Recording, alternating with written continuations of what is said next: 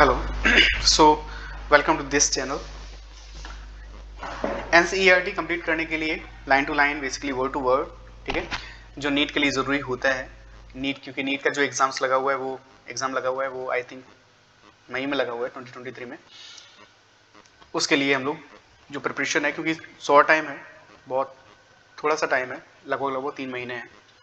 तो उसके लिए अगर देखा जाए तो अगर क्योंकि एनसीईआरटी में नीट में जो पेपर बायोलॉजी का आया है वो 2-3 सालों में देखा गया है कि कोई भी क्वेश्चन जो बायोलॉजी की जो एनसीईआरटी है उससे जस्ट बाहर नहीं आया। इसलिए लाइन टू लाइन अगर हमारा एनसीईआरटी कंप्लीट होगा तो I think we score good. So क्योंकि 90 क्वेश्चंस आते हैं नीट में, तो 90 में से 85 टू 90 के बीच में तो कम से कम हो ही, और क्योंकि एनसीईआरटी से ही आता है तो आई होप 90 आउट ऑफ 90। सो बिना किसी देरी के, क्योंकि टाइम बहुत कम है, तो अगर देखा जाए तो हमारा जो चैप्टर 16 है, जो डाइजेशन है, हम लोगों ने ह्यूमन फिजियोलॉजी स्टार्ट ही इसलिए किया था कि क्योंकि बेसिकली जितने मोस्टली जो एग्जाम्स होते हैं उसमें ह्यूमन फिजियोलॉजी या एनिमल फिजियोलॉजी से जो क्वेश्चन होते हैं वो ज़्यादा आते हैं, क्योंकि बाद में जाना तो बेसिकली उसी फील्ड में होते हैं। इसलिए हम लोगों ने ह्यूमन फिजियोलॉजी स्टार्ट किया। ठीक है, चलो अब हम लोग देखें कि जो फर्स्ट लाइन है एक्चुअली, ठीक है, उसमें ये कह रहा है food is one of the basic requirement of all living organism. Everyone knows कि जो फूड होता है, अगर कोई फूड खाएगा नहीं तो वो जिंदा कैसे रहेगा, क्योंकि उसको एनर्जी नहीं मिलेगी। एनर्जी मिलेगी ही नहीं तो वैसे ही मर जाएगा, टपक जाएगा, है ना। तो फूड तो बेसिक रिक्वायरमेंट होता है, चाहे वो प्लांट हो, चाहे वो एनिमल हो, चाहे वो कोई भी लिविंग ऑर्गेनिज्म हो, चाहे वो यूनिसेलुलर हो या मल्टीसेलुलर हो, चाहे वो बैक्टीरिया हो, फंगस हो, प्रोटिस्ट हो, प्लांट्स हो, एनिमल्स हो, कैसा भी एनिमल हो। ठीक है, फिर नेक्स्ट लाइन में अगर देखा है, नेक्स्ट लाइन में ये कह रहा है कि the major components of our food is are carbohydrates, proteins and fats. तो जो मेजर कंपोनेंट की अगर हम बात करें तो कार्बोहाइड्रेट होता है, ठीक है, जैसा उसमें बोला गया है, कार्बोहाइड्रेट, प्रोटीन एंड फैट। अब हम लोग कार्बोहाइड्रेट ले लें तो कार्बोहाइड्रेट जो होता है, मोस्टली जो हम लोग कार्बोहाइड्रेट्स लेते हैं वो इन द फॉर्म में स्टार्च लेते हैं या फिर in the form of sugar लेते हैं।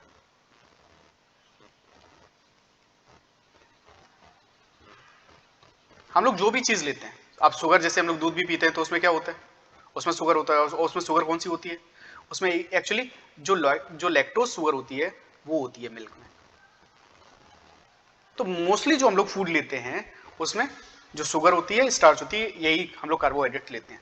अब कार्बोहाइड्रेट क्योंकि टेस्ट कैसे करेंगे कि हम किसी भी कोई भी अगर फूड हमने आइटम लिया तो उसमें कार्बोहाइड्रेट है,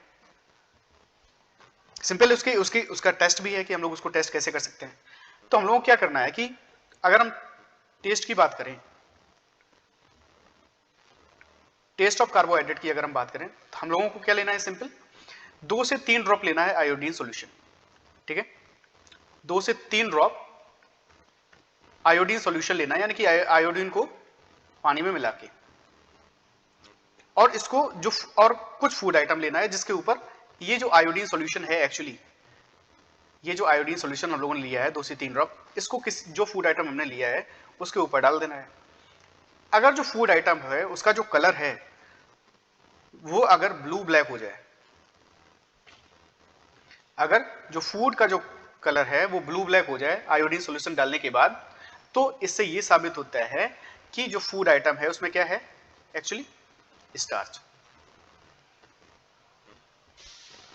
तो हम लोगों ने क्या देखा, हम लोगों ने समझा कि जो एक्चुअली जो फूड आइटम है हमारे पास कार्बोहाइड्रेट, उसका टेस्ट देखा, ठीक है, प्लस द मेजर कंपोनेंट। ये वर्ड जरूर याद रखना कि जो मेजर कंपोनेंट, देखो हम लोग कार्बोहाइड्रेट, प्रोटीन और फैट वगैरह तो लेते ही है, ठीक है, बाद बाकी अगर मेजरली अगर हम बात करें तो जैसे डाइटरी फाइबर्स होते हैं, जो रफेज होते हैं, जिसको हम लोग एक्चुअली रफेज बोलते हैं उसको, डाइटरी फाइबर्स को,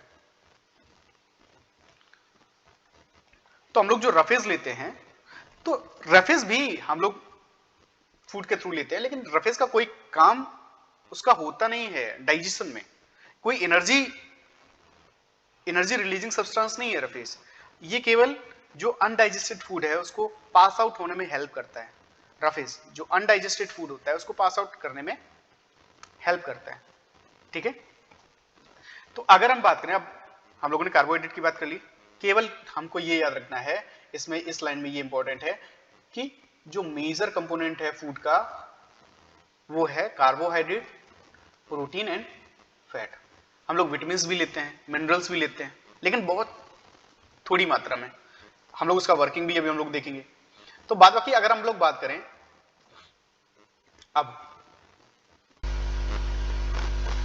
कार्बोहाइड्रेट्स और फैट्स की, अगर हम बात करें तो कार्बोहाइड्रेट जो है, कार्बोहाइड्रेट और फैट को हम लोग एनर्जी गिविंग फूड्स कहते हैं, क्योंकि ये मेन फूड सब्सटेंस होते हैं जो एनर्जी प्रोवाइड कराते हैं ब्रेक डाउन करने के बाद। हम लोग जब रेस्पिरेशन रिएक्शन देखेंगे तो हम लोग उसमें ये चीज पढ़ेंगे। तो हमको केवल इतना याद रखना है कि कार्बोहाइड्रेट और फैट जो है वो एनर्जी गिविंग फूड होता है, मेन सब्सटेंस होता है जो एनर्जी प्रोवाइड कराता है। और वो एनर्जी जो हम किसी भी वर्किंग में, कोई भी काम हम लोग कर रहे होते हैं, वहां पर जो हम लोग वर्क फोर्स लगा रहे होते हैं, जो हम लोग जो एक्चुअली जो हमारा काम करने का जो पूरा प्रोसेस होता है, उसमें जो एनर्जी रिलीज होती है, चाहे हम फिजिकल वर्कआउट कर रहे हैं, चाहे हम माइंड से कोई भी चीज पढ़ रहे हैं, या कोई भी चीज, कोई हमारी बॉडी वर्क कर रही है, तो उसमें जो एनर्जी लगती है वो कहां से लगती है, वो कौन देता है, कार्बोहाइड्रेट और फैट। इसमें एक चीज और याद रखना है कि जो फैट होता है एक्चुअली वो ज्यादा एनर्जी प्रोवाइड कराता है as compare to carbohydrate. Fat gives us more energy than carbohydrate. ये इंपॉर्टेंट है, बना लेना, लिख लेना, सॉरी, ठीक है। ये और ये याद करने की चीज भी है। So fats gives us much more energy as compared to same amount of carbohydrate. Next अगर हम बात करें तो प्रोटीन की, तो हमारी बॉडी में जो डैमेज होता है, जो भी चीज होता है, ठीक है, उसको रिपेयर करना, ये होता है प्रोटीन का काम। तो प्रोटीन को हम लोग बेसिकली, जो प्रोटीन होता है उसको हम लोग बॉडी बिल्डिंग फूड भी बोलते हैं। सभी ने देखा होगा कि जो बॉडी बिल्डर्स होते हैं वो प्रोटीन वगैरह ज्यादा लेते हैं, है ना। तो इसीलिए हम लोग इसको, जो प्रोटीन होता है वो बॉडी बिल्डिंग फैट बोलते हैं। जो मोटापे के शिकार होते हैं, जो फैटी सब्सटेंस ज्यादा खाते हैं, ठीक है, तो देखा होगा कि उन लोगों को क्या, जो प्रोटीनिशियस फूड होते हैं, ठीक है, वो ज्यादा दिए जाते हैं। उनसे कहा जाता है, एक डाइट प्लान किया जाता है कि वो क्या चीज कर सकते हैं, क्या चीज जिनका 100 अबव हो जाता है केजी जो वेट होता है, ठीक है। तो बेसिकली जो प्रोटीन होता है वो बॉडी बिल्डिंग फूड भी कहते हैं। मोस्टली हमारे में कोई भी इंटरनल डैमेज होता है, इंटरनल ऑर्गन डैमेज होता है, तो वहां पर प्रोटीन्स का बहुत वर्कआउट होता है। हम लोग अगर कट पट जाता है तो एक फाइब्रिन रिलीज होता है, ठीक है। जब हम लोगों को क्या हो जाता है, वाउंड वगैरह लग जाता है, जो घाव वगैरह हो जाता है, ठीक है, वहां पर भी एक प्रोटीन रिलीज होता है, ठीक है, जिसको हम लोग बोलते हैं फाइब्रिन। ये जो फाइब्रिन प्रोटीन होता है, ठीक है, तो प्रोटीन बेसिकली जो हमारे ऑर्गन डैमेज होता है या बॉडी बिल्डिंग होता है, ठीक है, उसमें काम आता है। जो इन्फेंट्स होते हैं, जो बच्चे होते हैं, उनको प्रोटीन ज्यादा चाहिए होता है, क्योंकि वो ग्रोइंग स्टेज में होते हैं, वो बढ़ रहे होते हैं। अब उनको प्रोटीन कम चाहिए होता है, जो एक्चुअली, क्योंकि प्रोटीन तो सभी को चाहिए, चाहे वो बच्चा हो, चाहे वो बुजुर्ग हो, चाहे वो किसी भी एज का कोई भी व्यक्ति हो, चाहे वो एनिमल क्यों ना हो, तो प्रोटीन सभी को चाहिए। लेकिन जो ग्रोइंग स्टेज में है, ठीक है, टिल जब तक हमारी हाइट स्टेबल नहीं हो जाती, रुक नहीं जाती है, तब तक प्रोटीन ज्यादा मात्रा में चाहिए होता है, ठीक है। अब प्रोटीन का अगर हम लोग देखें तो प्रोटीन का अगर हम लोग टेस्ट देखें तो प्रोटीन का जो टेस्ट है, अगर हम इसके लिए हम लोगों को कुछ लेना पड़ेगा। 10 ड्रॉप्स के लगभग हम लोगों को वाटर लेना है, ठीक है।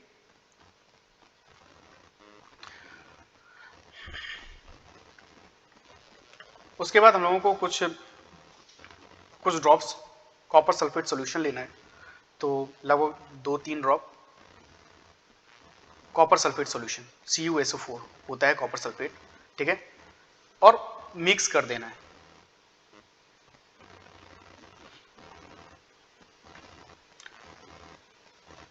टेन ड्रॉप कास्टिक सोडा भी लेना है, ठीक है। अब ये जो कास्टिक सोडा होता है ये बेसिकली NaOH होता है, सोडियम हाइड्रोक्साइड, ठीक है।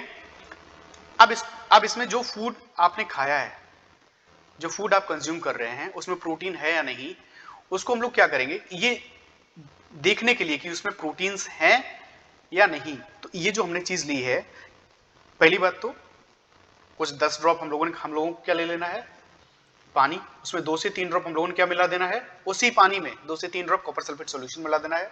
तो ये डाइल्यूट कॉपर सल्फेट सॉल्यूशन हो जाएगा। तो जब डाइल्यूट कॉपर सल्फेट सॉल्यूशन हो जाएगा तो इसमें 10 ड्रॉप के अलावा कास्टिक सोडा ले लेना है। Caustic soda basically sodium hydroxide ही होता है, ठीक है। ये सब मिला के अब इसमें क्या डाल देना है, जो हम लोगों का फूड है वो डाल देना है, ये देखने के लिए कि वहां पर उस चीज में प्रोटीन है या नहीं। तो अगर फूड का जो कलर है, अगर जो टेस्ट ट्यूब है, जो सॉल्यूशन आपने इस चीज का बनाया, ये जो सॉल्यूशन बनाया, इसका अगर हमारे पास जो कलर हो जाता है वो कैसा हो जाता है, वायलेट। अगर हमारे पास वायलेट कलर हो जाता है तो हम लोग ये देखेंगे, तो ये समझ जाना कि वो जो फूड है उसमें प्रोटीन है। ये याद रखना, ये जो वायलेट कलर है एक्चुअली, ठीक, ये वायलेट कलर हमको ये बताता है कि जो फूड हम कंज्यूम कर रहे हैं उसमें क्या है, प्रोटीन, ठीक है। फैट की अगर हम बात करें तो फैट में क्या करना है, फैट में कि अगर हम टेस्ट की बात करें तो फैट में कोई फूड आइटम लो जो आपने खाया, अगर आपको ये पता करना है कि उसमें फैट है, एक पेपर लो और उसमें वो फूड आइटम रखो और उसको थोड़ा क्रश कर दो सही ढंग से। अगर वो पेपर है वो हल्का सा ऑयली हो जाता है तो मान लेना उसमें फैट है, और नहीं तो उसमें फैट नहीं है, ठीक है। तो सिंपल अगर हमको ये, अब हम लोगों ने क्या देखा कि जो मेजर कंपोनेंट्स थे फूड के, कार्बोहाइड्रेट, प्रोटीन और फैट है, ये हम लोगों ने डिस्कस कर लिए, इसके टेस्ट भी डिस्कस कर लिए। अब केवल अकेले फूड और देखा जाए तो केवल अकेले कार्बोहाइड्रेट, प्रोटीन और फैट ही हमको नहीं मिलते, हमको छोटी छोटी चीजों में, हमको जो फूड होता है उसमें विटामिन और मिनरल्स भी मिलते हैं कुछ क्वांटिटी में। तो अब विटामिन, हम लोगों ने ये भी देख लिया कि जो कार्बोहाइड्रेट और फैट है वो हमको एनर्जी प्रोवाइड कराते हैं मोस्टली, जो प्रोटीन्स है वो बॉडी रिपेयरिंग या बॉडी बिल्डिंग फूड्स होते हैं, ठीक है। अब हम लोग बात कर लें विटामिन की। तो विटामिन एक्चुअली हमको, जो हमारी जो कुछ डिसीजेस वगैरह होती हैं, जो पैथोजेंस होते हैं, ठीक है, जो डिसीज कॉजिंग पैथोजेंस होते हैं, तो हमारा जो अंदर हमारे जो बैक्टीरिया वायरसेस होते हैं हार्मफुल, ठीक है, उनसे लड़ने में, फाइट करने में हेल्प करता है विटामिन। यानी कि विटामिन हमारा जो इम्यून सिस्टम है उसको एनहेंस करता है, जिससे हम लोग हमारा जो बॉडी है वो पैथोजन के लिए ज्यादा रिएक्टिव हो, यानी कि एक बैक्टीरिया सब चपट जाए, खत्म कर दें उसको। तो बेसिकली मेरा ये जो विटामिन होते हैं उनका ये काम होता है। अब विटामिन जो होते हैं तो इसमें लिख सकते हैं हम लोग कि protecting our body against diseases,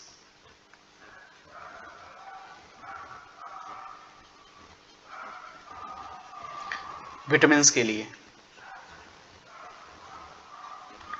test आ भी सकते हैं जो हम लोगों ने अभी डिस्कस किए, टेस्ट नहीं भी आ सकते हैं, ठीक है, लेकिन देख लेना चाहिए। क्लास 6-7 में हम ये बेसिकली है जो टेस्ट हैं कार्बोहाइड्रेट, प्रोटीन और फैट के। विटामिन की अगर हम बात करें तो विटामिन काफ़ी होते हैं, सभी ने पढ़ा होगा, विटामिन बी, विटामिन ए, फिर ए बी सी वगैरह, डी है, ई है, के है। बेसिकली बी तो विटामिन बी कॉम्प्लेक्स होते हैं, तो बी कॉम्प्लेक्स इसलिए बोले जाते हैं क्योंकि उसमें काफ़ी सारी विटामिन B1, B12 तक होती है, ठीक है। हाँ, तो ये चीज़ एक याद रखना है कि बहुत सारे लोग सोचते हैं कि जो विटामिन बी कॉम्प्लेक्स, जैसे अगर हमको कोई भी वर्ड है, ठीक है, तो वहाँ पर केवल एक ही प्रोटीन, एक्चुअली ये एक जो बी कॉम्प्लेक्स है ये एक प्रोटीन नहीं होता है, ये विटामिन बी जो कंपोनेंट्स होते हैं, ठीक है, जो B1, B2, B3 ऐसे करके जो B12 तक होता है ना, ठीक है, इसका एक पूरा कंपोनेंट जो होता है, ठीक है, वो होता है क्या, हमारा विटामिन बी कॉम्प्लेक्स, इस पूरे को बोलते हैं, ठीक। जितनी भी हमारे पास बी की विटामिन हैं एक्चुअली, ठीक। अब कुछ अगर हम विटामिन की अगर हम बात करें तो जैसे विटामिन ए है, तो सपोज जो विटामिन ए है तो नाइट ब्लाइंडनेस कॉज करता है अगर इसकी डिफिशियंसी हो तो। विटामिन ए की जो डिफिशियंसी होती है उससे क्या होता है, नाइट ब्लाइंडनेस। सभी ने पढ़ा हुआ, सभी ने बेसिकली पढ़ा हुआ, ठीक है, नाइट ब्लाइंडनेस होता है। अगर हम B1 की अगर हम बात करें तो उससे बेरी बेरी जो रोग होता है वो होता है, ठीक। विटामिन सी की अगर हम बात करें तो उससे स्कर्वी होता है, या ब्लीडिंग गम्स भी बोलते हैं, या जो मसूड़े होते हैं उनसे खून आने लगता है बहुत जल्दी अगर विटामिन सी की कमी हो।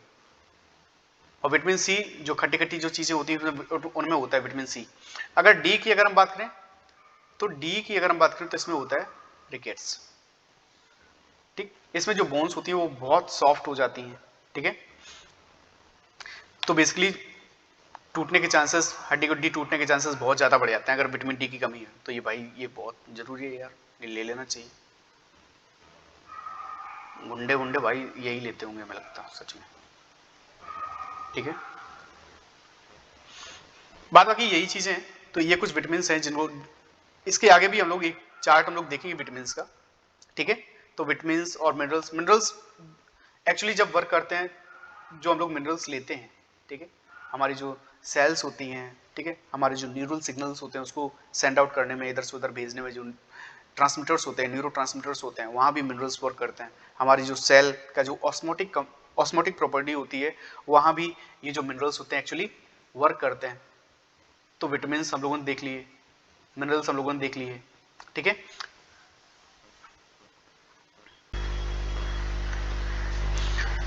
तो रफेज एक और सब्सटेंस होता है जो बेसिकली हम लोग लेते हैं। तो रफेज को हम लोग डाइटरी फाइबर्स भी बोलते हैं। रफेज का काम बेसिकली हमारी बॉडी के डाइजेशन में तो कोई काम नहीं होता है, ठीक है, लेकिन केवल इसका ये काम होता है कि जो अनडाइजेस्टेड फूड होता है, ठीक है, उसको हम लोग बॉडी से थ्रू आउट करने के लिए केवल रफेज का वो काम होता है, ठीक है। रफेज एक्चुअली मिलता कहाँ से है तो हम लोग ये देख लें कि जो रफेज है, ठीक है, पहली बात तो जितने भी ग्रेन्स होते हैं, ग्रेन रिलेटेड फूड्स होते हैं, ठीक है, पल्सेस होती हैं, ठीक। उसके बाद पोटैटो होता है, जो आलू होते हैं, वहां से भी हमको रफेज मिलता है, लेकिन उसमें स्टार्च भी होता है, अच्छी क्वांटिटी में स्टार्च होता है पोटैटो में, ठीक है। जो फ्रेश फ्रूट्स होते हैं या जो वेजिटेबल्स होते हैं, ठीक है, तो ये जरूरी नहीं है कि क्या नाम एक अगर हमारे पास फ्रूट है वो केवल हमको प्रोटीन ही प्रोवाइड कर रहा है तो वो फैट प्रोवाइड नहीं करेगा या विटामिन प्रोवाइड नहीं करेगा, ऐसा बिल्कुल भी नहीं है, ठीक है। यानी कि कहने का मतलब ये है कि कोई भी चीज है उसमें एक ही न्यूट्रिएंट नहीं होगा। जो हम लोग चिप्स वगैरह होते हैं उसमें जो आलू वगैरह होता है, आलू के जो चिप्स होते हैं उसमें रैपर में अगर तुम देखोगे तो उसमें फैट, प्रोटीन, कार्बोहाइड्रेट सब दुनियादारी की चीजें लिखी होंगी। वैसे ही सेम इसमें होता है, कोई भी फ्रूट या कोई भी पल्स या कोई पल्सेस या कोई भी वेजिटेबल्स होते हैं वो प्योरली वही चीज नहीं प्रोवाइड कराते हैं। जैसे पल्सेस होती हैं वो प्रोटीन्स प्रोवाइड कराती हैं, ठीक है, तो उसमें काफी सारे फाइबर्स भी होते हैं, ठीक। तो ये हम लोगों को देख के चलना है। तो रफेज भी हो गया, विटामिन मिनरल्स भी हो गए। Food provides energy and organic materials for growth and repair of tissues. ये क्या चीज है, तो फूड जो है वो एक्चुअली प्रोवाइड्स एनर्जी। अब रिपेयरिंग की अगर हम बात करें तो ये जो रिपेयर है ये डायरेक्टली रिलेटेड है प्रोटीन से, और हम लोगों ने अभी भी डिस्कस भी किया था कि जो प्रोटीन्स हैं वो बॉडी रिपेयरिंग में काम आते हैं। तो food provides energy and organic material. Organic materials की अगर हम बात करें, ये ऑर्गेनिक मटेरियल, तो ऑर्गेनिक मटेरियल जो है वो बेसिकली ग्लूकोज के बारे में बात कर रहे हैं, जिसको जो रेस्पिरेशन रिएक्शन के थ्रू हमको क्या, जो प्लांट्स या एनिमल्स होते हैं, ठीक है, उसमें जो ग्लूकोज होता है वो ब्रेक डाउन करने के बाद हमको क्या बनाता है, हमको क्या देता है, एनर्जी। बेसिकली जो carbon, hydrogen, oxygen related compounds होते हैं उनको ऑर्गेनिक मटेरियल्स हम लोग बोलते हैं, ठीक है। लेकिन नाइट्रोजन वगैरह और कंपाउंड्स भी होते हैं, लेकिन कार्बन हाइड्रोजन तो जरूर होगा, ठीक। अब हम लोग बात करें the water we take in plays an important role in metabolic process and also prevents dehydration of the body। बिल्कुल सही। जो वाटर जो है एक्चुअली हमारा जो साइटोप्लाज्म होता है, हमारा जो सेल होता है, तो अगर हम सेल की बात करें, ठीक, तो सेल में जो साइटोप्लाज्म होता है, तो बेसिकली उसमें तो एक न्यूक्लियस होता है, न्यूक्लियस के अंदर डीएनए होता है, फिर माइटोकॉन्ड्रिया वगैरह बहुत सारी चीजें होती हैं, ठीक है। तो हमारा जो सेल होता है वो वाटर, तो वाटर साइटोप्लाज्म में जो रिएक्शंस हो रही होती हैं, जितनी भी रिएक्शन, चाहे वो हम रेस्पिरेशन रिएक्शन की अगर हम बात करें, तो वहां पर क्या होता है कि रेस्पिरेशन रिएक्शन में जो ग्लूकोज होता है वो O2 के प्रेजेंस में टूटता है और CO2 प्लस H2O बनाता है। अब ये अगर जो मेटाबॉलिक रिएक्शंस हैं, जो रिएक्शंस हैं metabolic, whether they are catabolic and anabolic, अगर साइटोप्लाज्म ही नहीं होगा तो वहां पर रिएक्शंस होंगी कहां? होंगी ही नहीं, वो सेल तो डेड हो जाएगी। तो वाटर जो है प्लस डिहाइड्रेशन की अगर हम बात करें, तो बॉडी जब किसी को बहुत ज्यादा बार वो बेसिकली फ्रेश होने जाता है, ठीक है, लूज मोशन हो जाते हैं, तो उसको हम लोग बोलते हैं, तो अब लूज मोशन हो रहा है तो जो भी चीज होगा भाई पतला पतला होगा, है ना, तो उसमें क्या होगा, सॉरी, तो ज्यादा वो वाटर लॉस करता है। अब ज्यादा वाटर लॉस करता है तो उसी को हम लोग बोलते हैं डिहाइड्रेशन।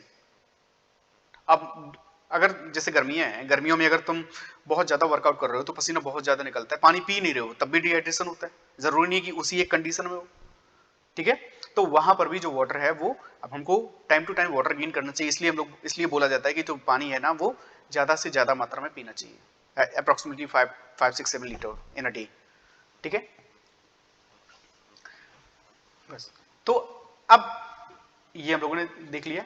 दूसरा अगर हम लोग बात करें, bio macromolecules in food can't be utilized by our body in their original form, क्योंकि जो हम लोग जो भी चीज ले रहे हैं, चाहे प्रोटीन हो, चाहे कार्बोहाइड्रेट हो या फैट हो, जो भी चीज है वो एज सच हमारी बॉडी यूटिलाइज नहीं कर सकती है, गेन नहीं कर सकती है, उससे कोई भी न्यूट्रिशन एज सच नहीं ले सकती है।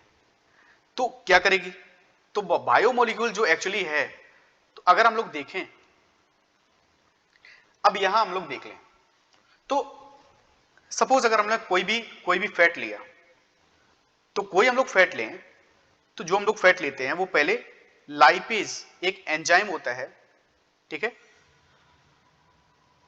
इस लाइपेज के थ्रू पहले फैट डाइग्लिसराइड में टूटेगा छोटे छोटे पार्टिकल्स में, देन इसी लाइपेज के थ्रू किसमें टूटेगा, मोनोग्लिसराइड्स में। अगर हम स्टार्च की बात करें तो ये भी एक एंजाइम है, ठीक। अब इस एंजाइम की अगर हम बात करें तो इस जो स्टार्च है वो एमाइलेज के प्रेजेंस में किसमें टूटेगा, डाइसैकेराइड्स में, और डाइसैकेराइड्स फिर किसमें टूटेंगे, मोनोसैकेराइड्स में। अब मोनोसैकेराइड्स जो होते हैं वो सबसे सिंपलेस्ट शुगर्स होते हैं, जैसे ग्लूकोज है, ये एक मोनोसैकेराइड है। अगर हम डाइसैकेराइड की अगर हम बात करें तो डाइसैकेराइड में आ जाता है जैसे लैक्टोज, लैक्टोज एक डाइसैकेराइड है, ठीक है।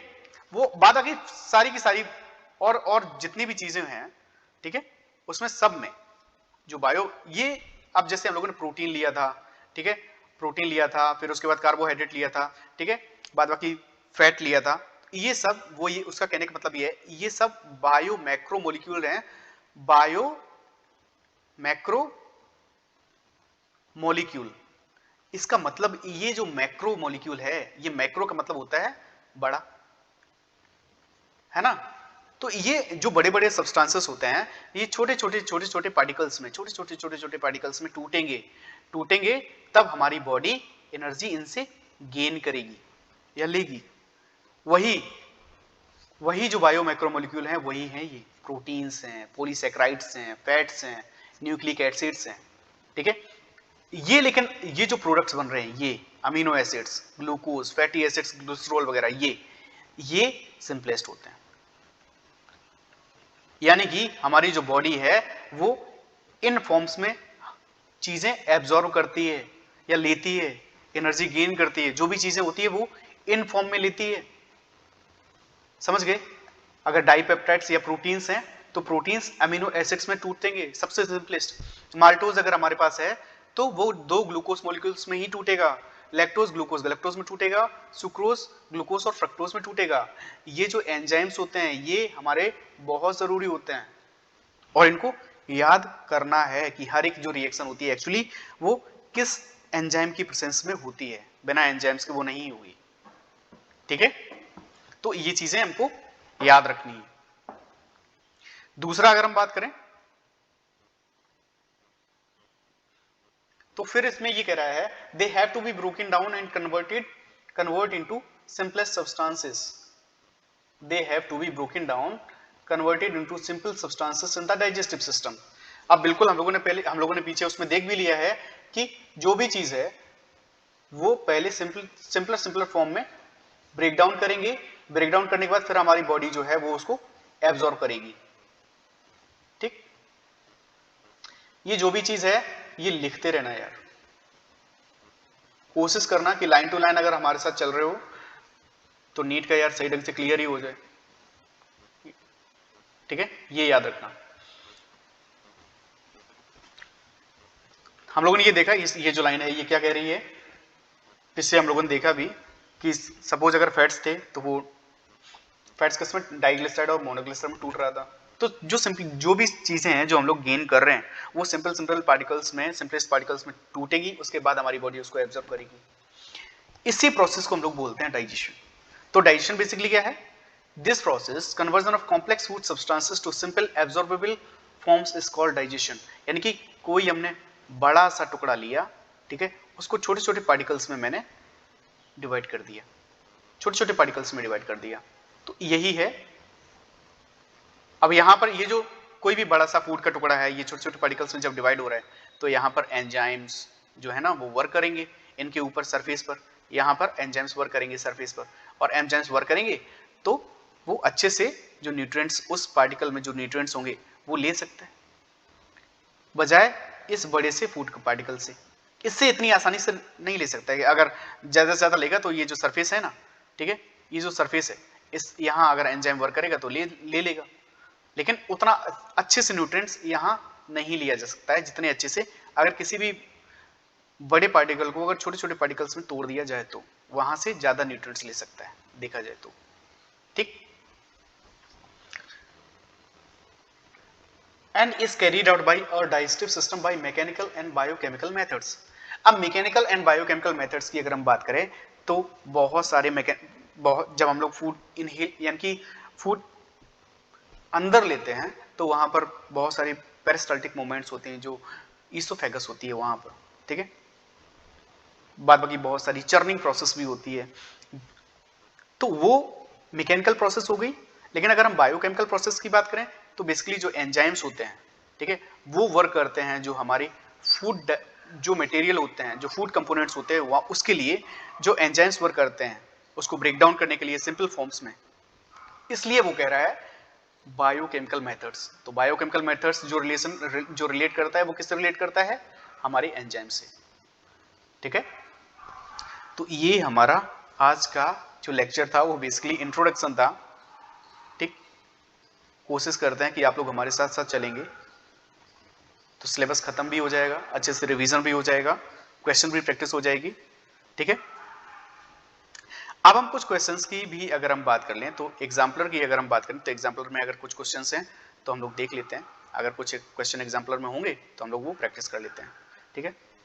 एग्जाम्पलर में अगर कुछ क्वेश्चंस हैं तो ये हमारा एग्जाम्पलर में आई थिंक डेंटल फार्मूला भी नहीं, डाइजेशन इन वन सब्सटेंस, हाँ ये केवल एक क्वेश्चन है एग्जाम्पलर में जो अभी हम लोगों ने पढ़ा है उससे रिलेटेड।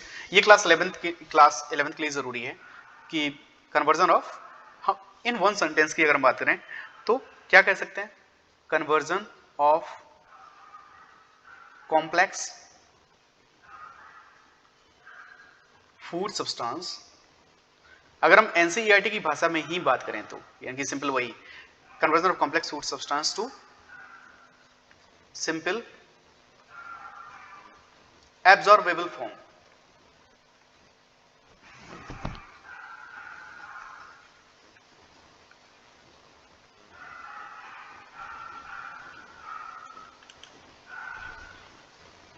ठीक, तो ये डाइजेशन का एक सिंपल सा डेफिनेशन हो गया,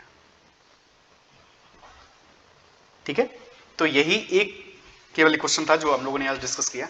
तो ऐसे ही जैसे जैसे टॉपिक कंप्लीट होते जाएंगे वैसे वैसे हम लोग एनसीईआरटी और एनसीईआरटी एग्जामिनर के जो क्वेश्चंस है ना वो डिस्कस करते चलेंगे, ठीक।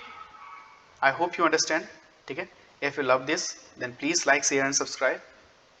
Thank you.